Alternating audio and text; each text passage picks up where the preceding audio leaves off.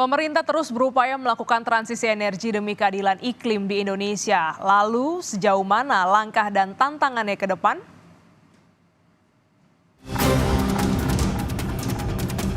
Badan Iklim Intergovernmental Panel on Climate Change (IPCC) memaparkan pemanasan bumi dimulai sejak revolusi industri, di mana bahan bakar fosil melepas karbon dioksida yang terperangkap sebagai energi ekstra di atmosfer.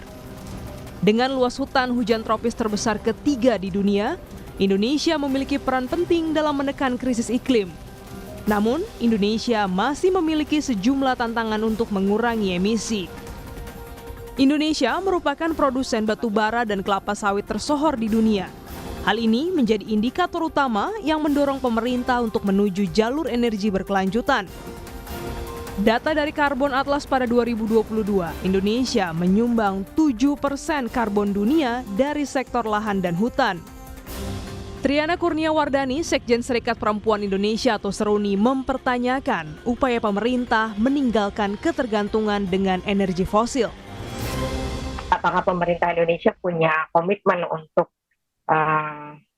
stop batu bara? Kemudian kita beralih ke transisi energi yang lebih sustainable gitu. Itu mereka sudah pernah mencoba untuk bikin biofuel dari CPO, 100% dari CPO, tapi jatuhnya mahal, Mbak. Kita ini negara besar, tanahnya luas, tapi karena monopoli tanah itu tadi seperti yang Glenis bilang gitu. Nah, tapi siapa yang ngasih konsesi itu? Jadi kalau ngomongin seberapa besar transisi energi untuk keadilan iklim Indonesia ini terrealisasi, saya bisa bilang 0% gitu. Di lain pihak, Pius Ginting, Koordinator Aksi Ekologi dan Emansipasi Rakyat, menilai upaya pemerintah dalam merealisasikan transisi energi untuk keadilan iklim di Indonesia masih terbentur pendanaan, khususnya JETP atau Just Energy Transition Partnership. Kalau kita melihatnya ini sangat lambat. Jadi perencanaan di Just Energy Transition Program yang dikeluarkan oleh Sekretariat JETP dibutuhkan pendanaan sebesar 20 billion US dollar, tetapi progresnya masih sangat kecil sampai sekarang. Dan juga dana, kita harapkan pendanaan dana JETP ini tidak ke depan memberatkan keuangan dari bangsa Indonesia, dan belum semua negara yang tergabung di dalam pendana JETP ini mengalokasikan grant. Pius menambahkan pemerintah dapat memanfaatkan perusahaan-perusahaan penghasil karbon.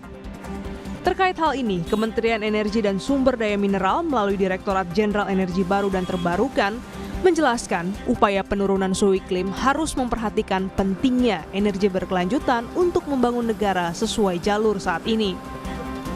Dirjen EBT, Eni Listiani Dewi, optimistis komitmen pemerintah dapat mencapai target. Kita harus persiapan dari sekarang, ini hanya 5 tahun ya, hanya 5 tahun. Dan dari situ apa yang perlu kita lakukan ini harusnya sudah seperti kekuatan besar, karena 5 tahun itu waktu yang pendek untuk mengerem eksploitasi emisi yang memang sudah naik begini, tapi nanti 2030 diinginkan turun. Nah, kalau kita lengah di 5 tahun ini pastinya nanti tidak bisa turun juga sejak 2030. Kita mengkhawatirkannya seperti itu. Kementerian SDM mencatat untuk menurunkan emisi hingga 2030 mendatang, Indonesia membutuhkan investasi sebesar 55,8 miliar dolar Amerika atau 861 triliun rupiah dengan kurs 15.400 melalui penanaman modal energi baru terbarukan. Indonesia berkomitmen hingga 2060, salah satunya dengan penerapan regulasi carbon capture. Pembangunan energi baru terbarukan melalui sumber surya dan hidrogen yang memiliki zero emission. Kepala Pusat Riset Konservasi dan Konservasi Energi BRIN, Tata Sutardi menjelaskan, pemerintah telah menunjukkan komitmennya dalam sejumlah sektor. Ya sebenarnya dengan adanya roadmap itu sebenarnya salah satu bagian dari penjaminan ya. Roadmap itu langkahnya. Nanti kita tinggal evaluasi komitmen kita terhadap roadmap. Dan saya lihat di beberapa instansi ya, untuk contoh dari yang 5 saya sebut tadi, penggunaan mobil listrik itu sudah mulai tuh dibudayakan misalnya pada instansi pemerintah atau BUMN yang itu merupakan salah satu ekspresi dari komitmen gitu ya, seperti itu. Belum yang lain ya, nanti transportasi kita lihat juga sekarang transportasi massal itu juga salah satunya ya, karena transportasi masifnya transportasi individu ya, tentu itu akan juga mendorong apa namanya bertumbuhnya CO2 ya, emisi CO2 gitu. Perjuangan melawan krisis iklim haruslah sejalan dalam menciptakan keadilan, karena masyarakat terdampak paling parah. Sementara itu, upaya transisi energi bersih masih menghadapi banyak tantangan. Indonesia terus berlomba dengan waktu turunkan emisi. Koordinasi pendanaan hingga regulasi harus jadi solusi. Jangan lagi bersantai dan negara terus merugi. Iklim tahun depan ditentukan dari kebijakan hari ini.